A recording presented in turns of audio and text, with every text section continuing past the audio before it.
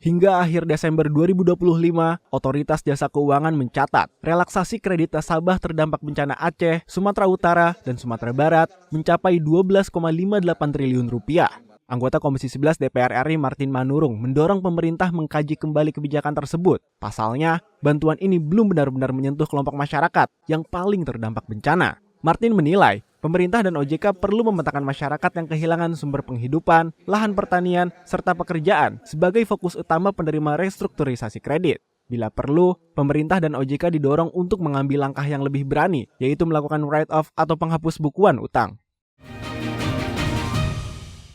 Persoalan delay atau keterlambatan penerbangan selalu menjadi catatan krusial dalam pelaksanaan mudik setiap tahunnya. Anggota Komisi 5 DPR RI Irina Yusiana Robah meminta pemerintah melakukan pengawasan ketat terhadap seluruh maskapai agar penundaan hingga pembatalan penerbangan tidak merugikan pemudik yang hendak menuju ke kampung halaman.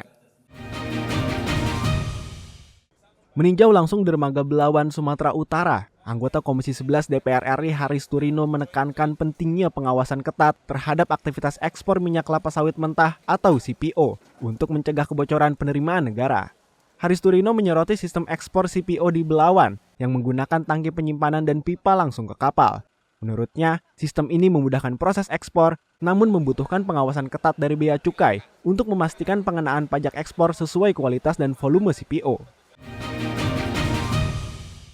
Penataan Pelabuhan Tegal Sari, Kota Tegal masih belum optimal di tengah meningkatnya aktivitas perikanan di wilayah tersebut. Situasi ini dinilai berpotensi memengaruhi kualitas hasil tangkapan dan kenyamanan nelayan.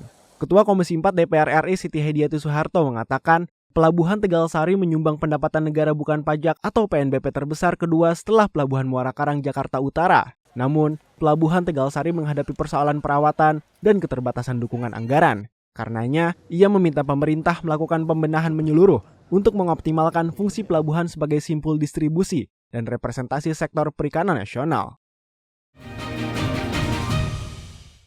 Hukuman mati yang diajukan Jaksa Penuntut Umum di Pengadilan Negeri Batam, Kepulauan Riau kepada seorang anak buah kapal bernama Fandi Ramadan menuai polemik. Fandi dituntut karena dianggap terlibat dalam kasus penyelundupan 2 ton sabu melalui kapal Sea Dragon. Padahal ABK berusia 26 tahun ini baru bekerja selama 3 hari di kapal tersebut. Anggota Komisi 3 DPR RI Martin Tumbelaka menegaskan, Komisi 3 akan segera memanggil Kepala Kejaksaan Negeri Batam untuk memastikan Fandi mendapatkan keadilan hukum. Menurutnya, JPU tidak memperhitungkan rasa keadilan karena Fandi bukan aktor utama dalam perkara tersebut.